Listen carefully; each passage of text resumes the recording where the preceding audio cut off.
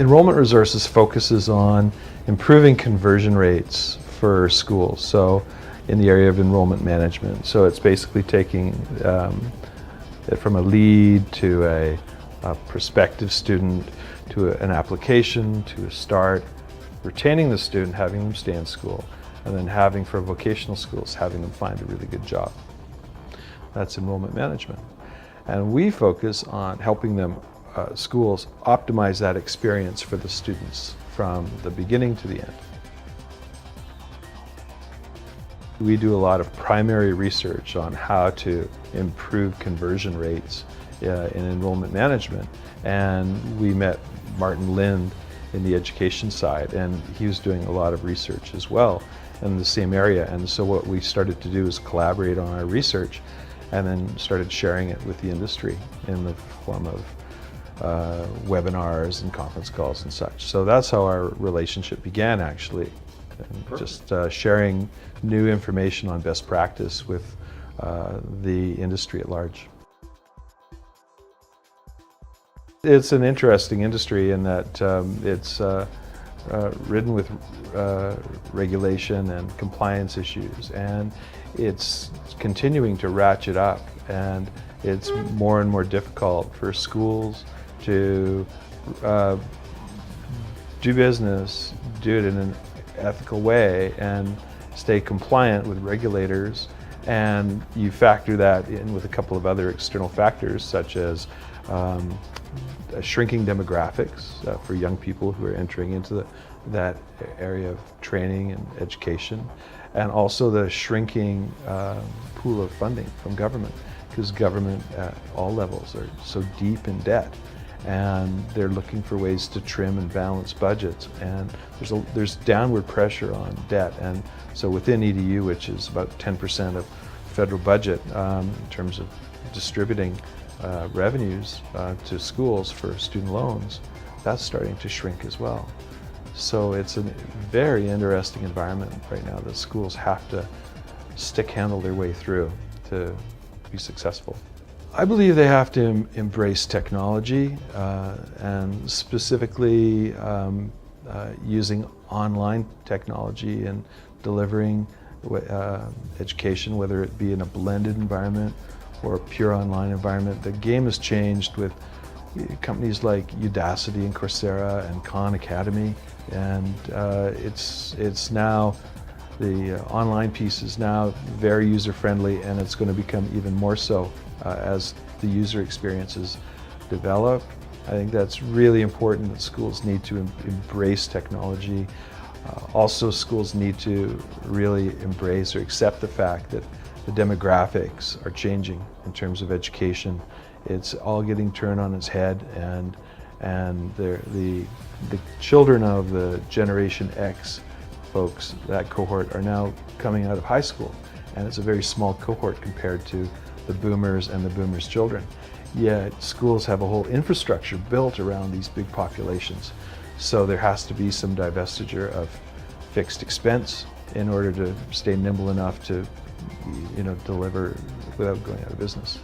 And then I think it's also really important to really look at efficiencies and how to deliver enrollment management in particular in an efficient way. So right now, schools are so inefficient in terms of delivering a prospective student, even a lead to become a student, and they waste huge amounts of money, and it chews into the budgets that are typically used to improve product, to offer scholarships to underprivileged kids. And so what we like to say is, would you rather have this pool of wasted money going to work to improve the offering and to help kids who need help, or would you rather give that money to an advertising salesman?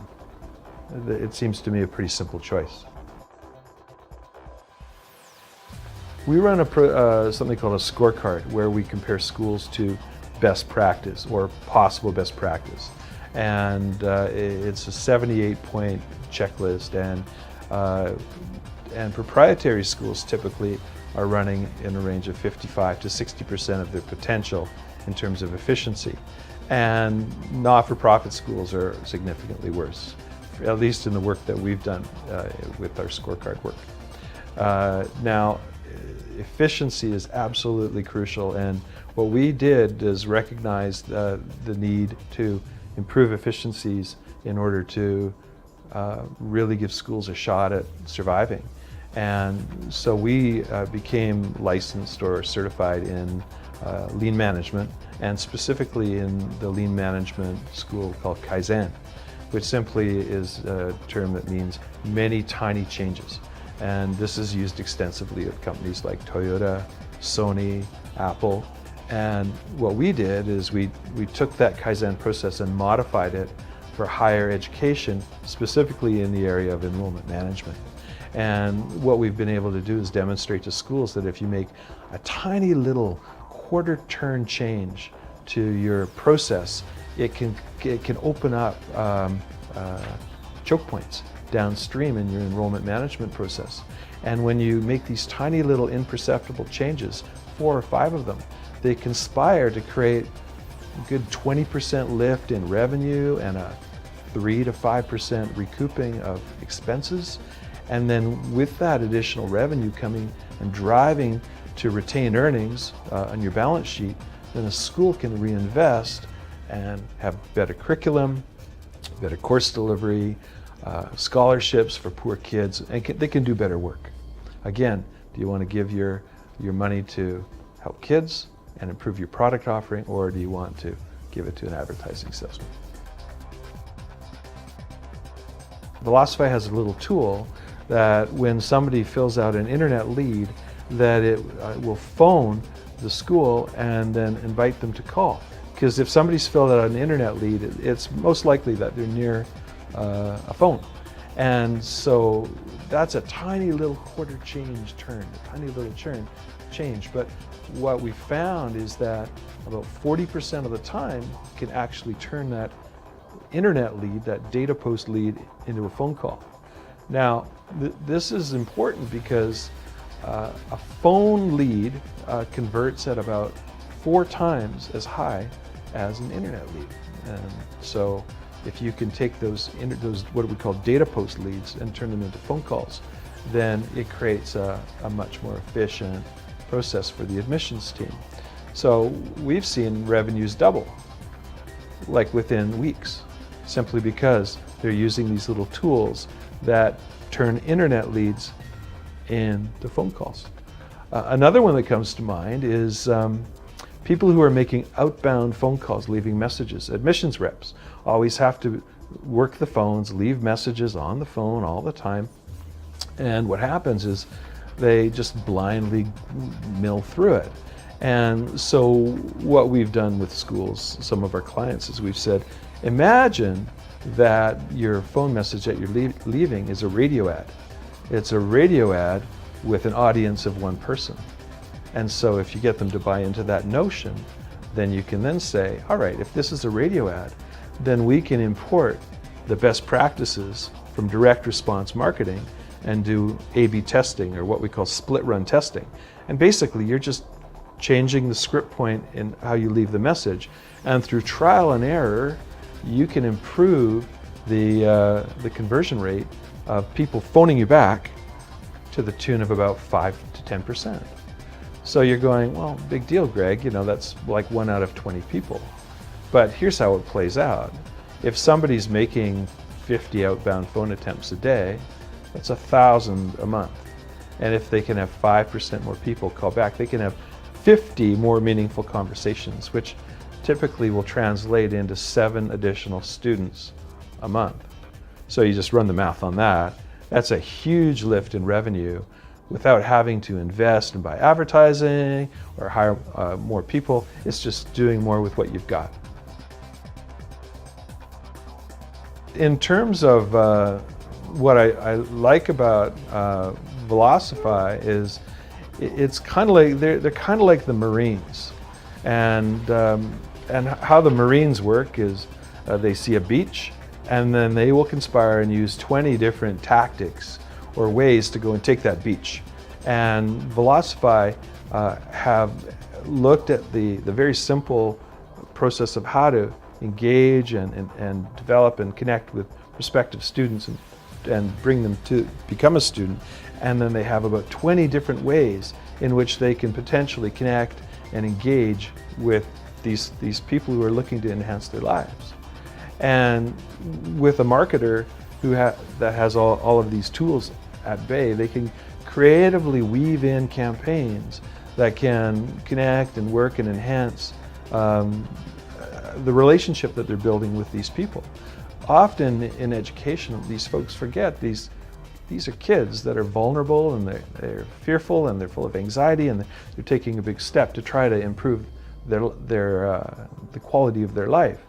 One thing that Velocify has, which is really cool, is they are able to read, based on how forms are completed, the type of person that is coming into the world of the school. And then Velocify will route this to an appropriate rep. So for instance, if there's an admissions rep that happens to be a veteran and somebody comes in that has military experience, that lead will get routed to that veteran so they can commiserate and he can have better layers of empathy. Or if there's a single mom, and she can go and route to a lady who's perhaps a single mom herself, and it just creates better points of connection and empathy.